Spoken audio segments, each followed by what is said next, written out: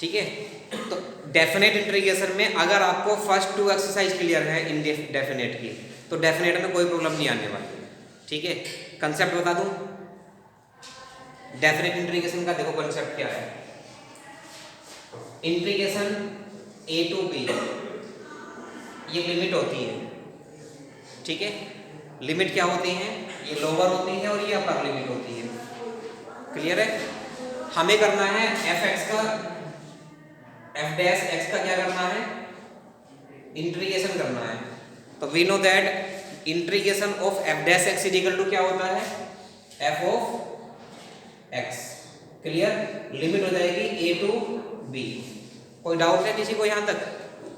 ये कंसेप्ट तो वही चल रहा है ना इंटीग्रेशन वाला।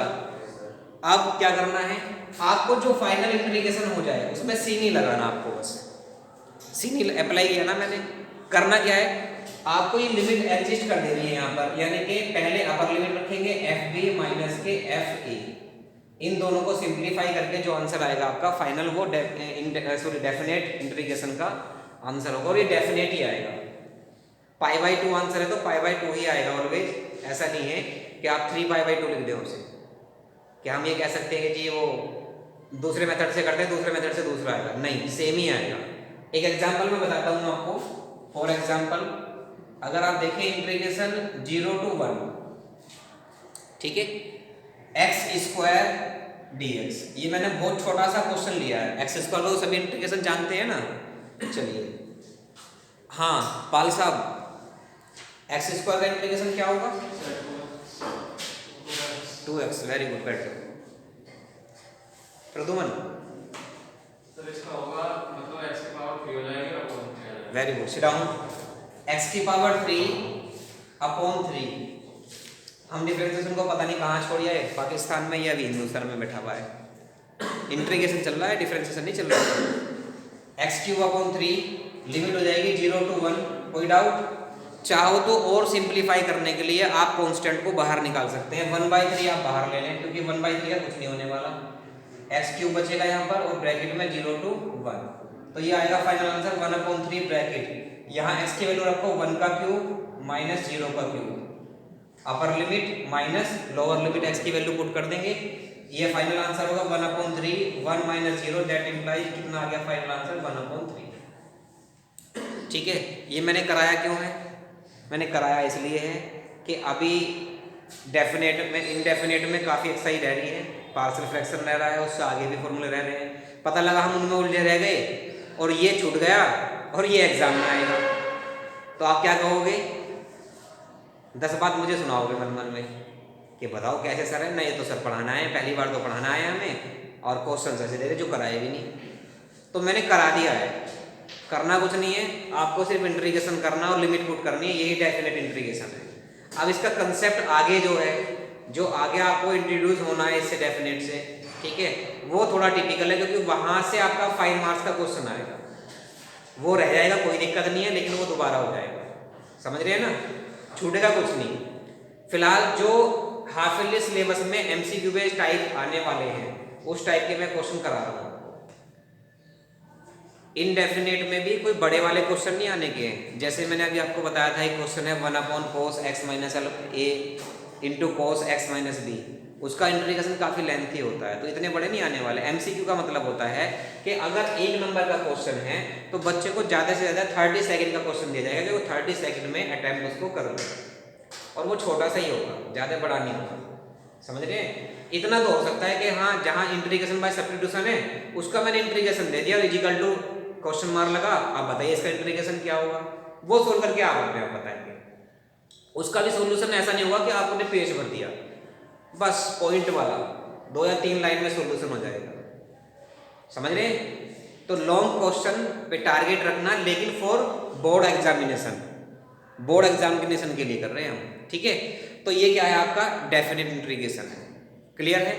अब आप डेफिनेट इंटीग्रेशन के 1-2 क्वेश्चन बता दो मुझे, आगे एक्सरसाइज निकालो, डेफिनेट देख लेते हैं। अभी ऐसा नहीं कि पीछे वाले छुड़वा रहा हूँ मैं, एक बार डेफिनेट के करा करके फिर वहीं से शुरू कर देंगे जहाँ से हमने छोड़ा है। इसको रफ कर दूँ क्या, नोट डाउन करना है किसी को, कर दूँ रफ?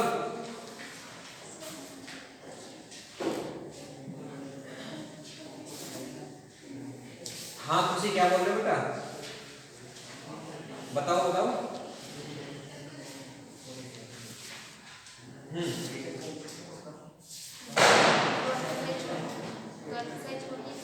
अभी छोड़ना कुछ नहीं है। इसमें एक एक्सरसाइज तो कट रही है, वो मैं कटवा रहा हूँ, कौन सी कट रही है? 7.7 कट रही है सर,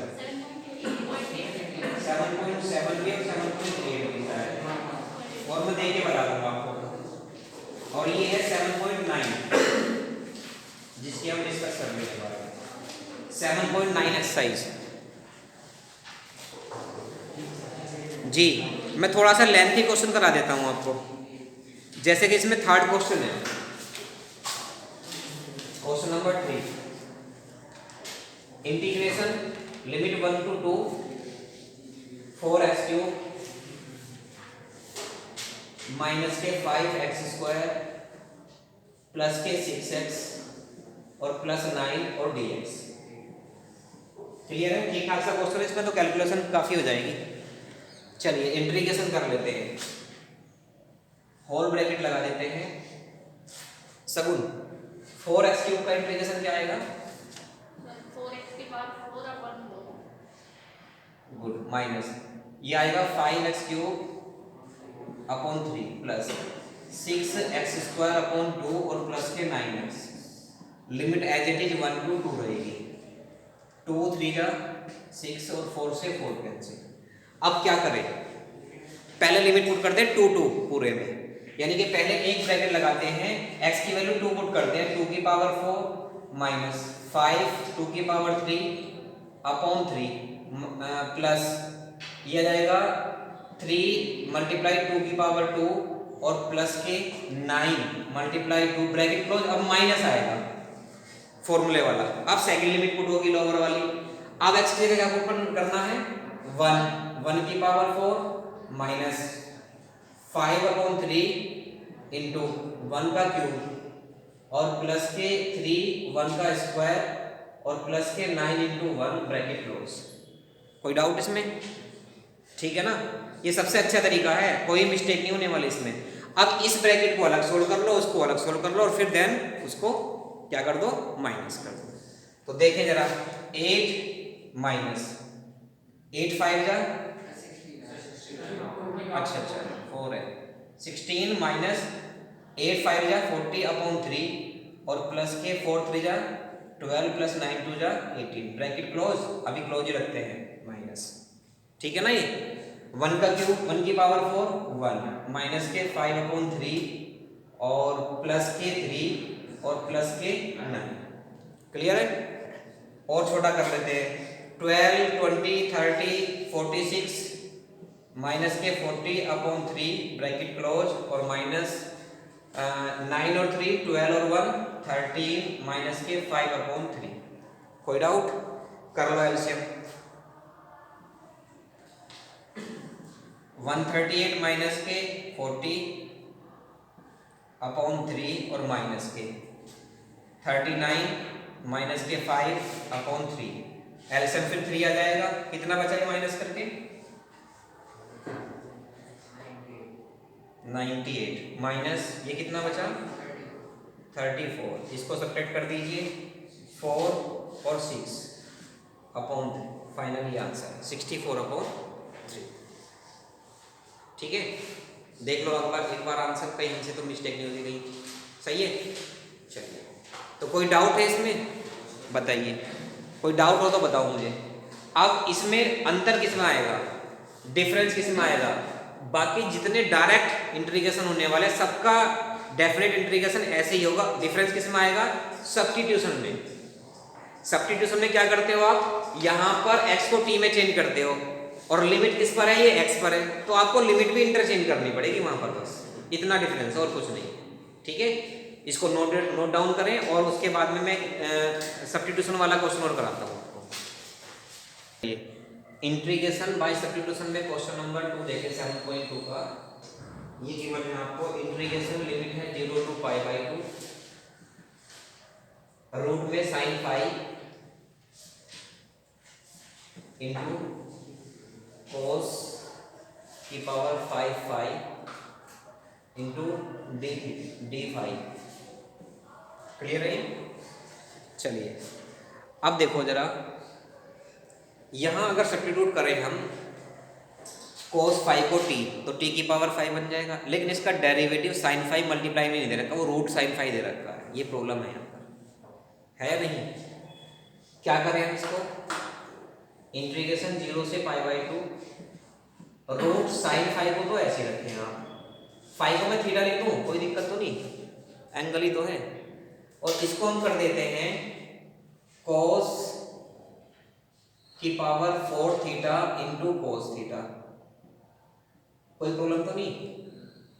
cos की पावर 5 थीटा है ना, मैं क्या करना चाह रहा हूँ, मैं इसको साइन में कन्वर्ट करना चाह रहा हूँ, फिर मैं साइन को टी ऐड करके cos थीटा डी थीटा को हम dt लिख देंगे, कोई प्रॉब्लम तो नहीं है। चलिए इसको हम साइन में कन्वर्ट कर सकते हैं, करा नहीं पहले हमने cos की पावर 4 को साइन में।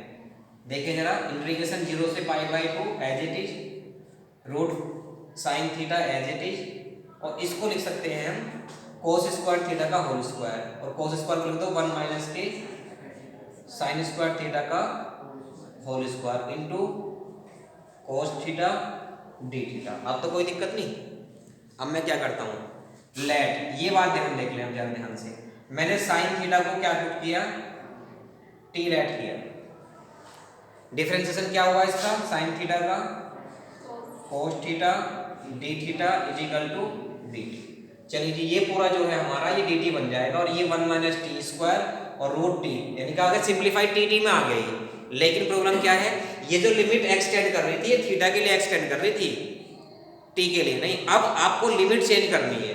आप लिमिट चेंज कैसे करेंगे, when theta is equal to 0 then T is equal to, रखो जी या थीटा, जी जहाँ पर टी लेट किया है ना वहां पर थीटा की वैल्यू 0 पुट करो, साइन 0 0, और when theta is equal to π/2 then T is equal to क्या हो जाना चाहिए, साइन 90, कितना होता है टी 1, साइन 90 1 ही तो होता है, साइन 90 की वैल्यू 1 होती है ना। तो आपने जब थीटा की वैल्यू π/2 पुट करी कहां पर, इसमें साइन π/2, तो साइन 90 तो होता है π/2, तो टी कितना आ गया आपका 1 आ गया। ठीक है, अब जरा देखें तो फाइनल इंटीग्रेशन क्या बना, integration 0 to 1 root T bracket 1 का स्क्वायर 1, डायरेक्ट खोल दो, एक्सपेंड कर दूं टी स्क्वायर को, प्लस टी की पावर 4 और माइनस के 2t स्क्वायर, और इनटू में dt, ये पूरा dt आ गया। ठीक है जी, अब करना क्या है, हमें इसे रूट टी की मल्टीप्लाई करनी है अंदर, और लिमिट पुट करनी है। कर लोगे या फिर पूरा कर लो? देखो इंटीग्रेशन 0 to 1 रूट 2 की मल्टीप्लाई करें टी की पावर 1/2 और प्लस टी की पावर 4 प्लस 1/2 कितना हो गया 9/2 माइनस 2, टी की पावर 2 और 1/2 ऐड करेंगे कितना आएगा 5/2, और बस क्लोज और dt। अब इनका इंटीग्रेशन कर सकते हैं नहीं कर सकते, टी की पावर 1/2 प्लस 1 अपॉन 1/2 प्लस 1, है ना, करते चले जाओगे ना, और फिर लिमिट वैसे ही पुट करनी है जैसे मैंने बताया था। अब देखो जीरो का तो फायदा ही होगा, सब जीरो ही हो जाएंगे, तो जीरो तो पुट करने की रिक्वायरमेंट रहेगी नहीं आपको, बस आपको टी की जगह 1 पुट करना है और सिंप्लीफाई करना है। और आई थिंक 1 भी पावर नहीं, हाँ मल्टीपल भी तो आएंगे इसके, तो वो मल्टीपल सोल्व हो जाएंगे आपके। ठीक है, ये लोग कर देता हूँ, यहाँ आ जाएगा। देखो टी की पावर 1/2 का इंटीग्रेशन हो गया, टी की पावर 3/2 और मल्टीप्लाई में 2/3 ऊपर आ गया, प्लस टी की पावर 9/2 में 1 ऐड करोगे कितना आएगा 11/2 आएगा नहीं आएगा, और यहाँ 2/11 यहाँ आ जाएगा। नीचे वाला रेसिप्रोकल ऊपर कर रहा हूँ मैं, नीचे आता ना n+1, तो जब उसे फ्रैक्शन को लिखोगे तो ऊपर मल्टीप्लाई में वो कैसे हो जाएगा रेसिप्रोकल हो जाएगा उसका, और माइनस के 2 मल्टीप्लाई टी की पावर 5/2 क्या होगा 7/2, और ये 2/7 आ जाएगा, बस इतना है। और लिमिट कितनी आ जाएगी आपकी 0 to 1। तो जब जीरो पुट करोगे बाद में तो जीरो हो जाएगा सब कुछ, क्योंकि जीरो की मल्टीप्लाई सब कुछ जीरो हो जाता है। अब 1 पुट करो तो 1 करने पर इसकी पावर भी 1 ही आ जाएगी, तो ये आ जाएगा सीधा 2/3 प्लस के 2/11 और माइनस के 4/7। इसे सिंप्लीफाई कर लीजिए,